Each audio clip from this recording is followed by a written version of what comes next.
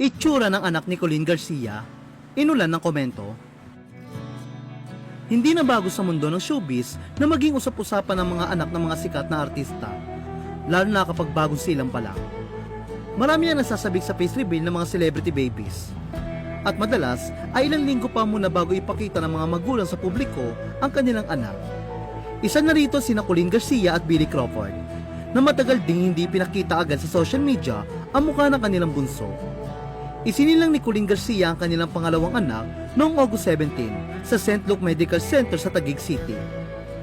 Ngunit sa mga oras na iyon, wala sa tabi niya ang asawang si Billy Crawford, na noon ay pabalik pa lamang sa Pilipinas. Sa panayam ni Billy sa Fast Talk with Boy Abunda, ibinahagi niya ang mabilis at hindi inaasahang panganganak ni Colleen. Ayon kay Billy, hindi na umabot sa plano nilang waterbird si Colleen, at hindi rin siya nakaabot sa mismo panganganak. Sa Instagram post si Colleen, ibinahagi niya ang kwento ng hindi inaasahang bilis ng kanyang panganganak. Ayon pa sa kanya, plano sana nila ang isang waterbird.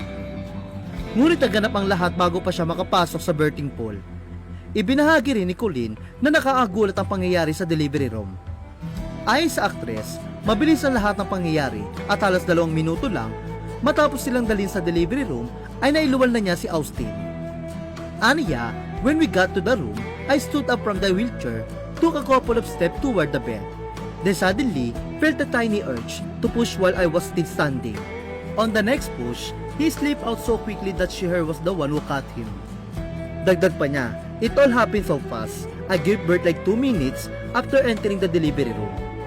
Samantala, nang ipakita na ni Colleen sa publiko ang mukha ni Austin, agad itong inulan ng komento mula sa mga netizen.